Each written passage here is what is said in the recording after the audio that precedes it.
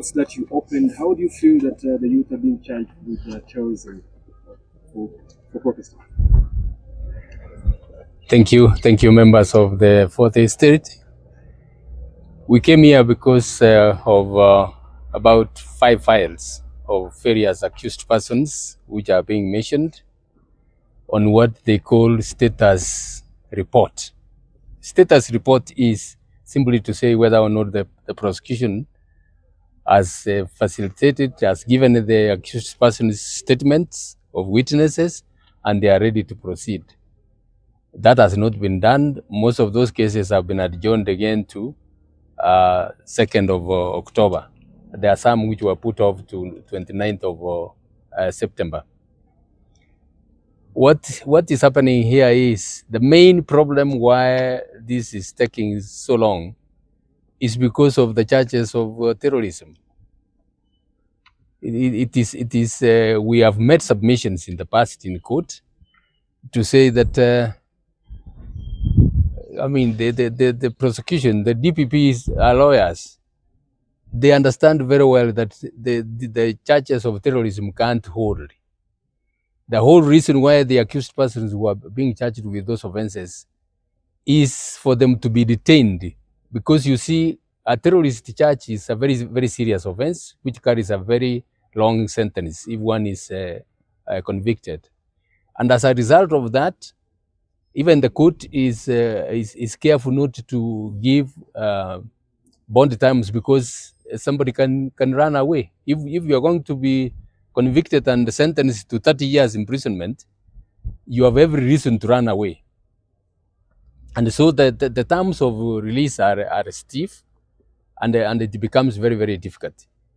What we are protesting against are those charges of terrorism. They will not hold, and the DPP knows they will not hold.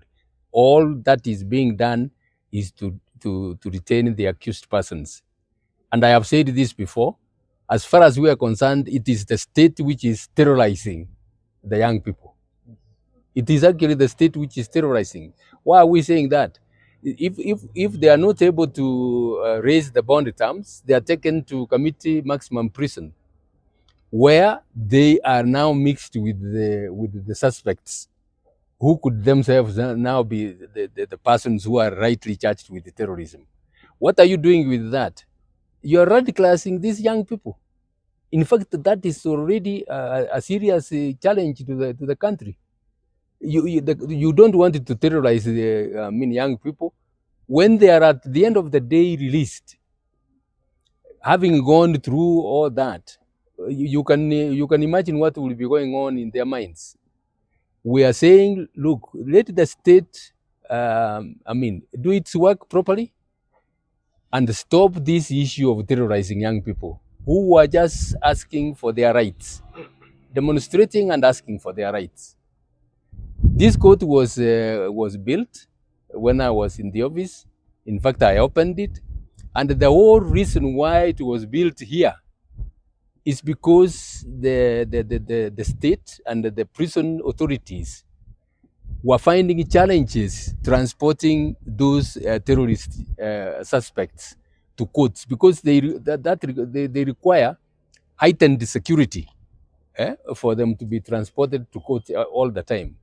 You can see the accused, some of the accused persons who have been released, they are here, and they are coming to court. In fact, they are even given the option to mention their cases virtually, but they say, look, we want to come to court to show to the state that we are not running anywhere. So the problem we have is that the state is charging these accused persons with wrong offenses and causing problems. Do you think it's the government's strategy to suppress protests? That goes without saying. So that when these ones are taken through all these shenanigans, what the state is hoping to achieve is that nobody else goes to the streets. But I think they are terribly mistaken. The Kenyans are going to agitate for their rights, and there is no way you can stop that. The only way you can stop that is to attend to the issues the Kenyans are raising. Yeah. The young people have been told time and again to come after every 2 weeks, and it's becoming a very vicious cycle. What would you say to that, especially with regards to their right? They're having to spend their money, coming to court every other time. They are in a state of distress. They can't be able to work. What would you say? That is the torture we are talking about. That is the torture we are talking about. These are young people. Some of them are not having any form of employment. Even fair to come here, they have had to get from friends and relatives. Okay. How long can that go on? We have raised that in court. The mentions are going to be there on 29th and 29th of September and the 2nd of October. And we are hoping that the State Council will get the instructions from the DPP and remove those charges of terrorism if they want to charge them with any other offense. As far as we are concerned, these people didn't commit any offense at all. Lastly, do you think the young people will get justice? Because most of them we talk to do not feel like they have an opportunity at getting justice. They feel like justice being delayed is also being denied to them. So will they find justice? Even if they are acquitted at the end of the day, the number of days lost here in between is a lot, and the torture, the mental torture they have gone through, that cannot be compensated by anything else. So they are right in saying that they are not going to get justice, in the sense that they are going to be kept for a long time and eventually be released without any conviction.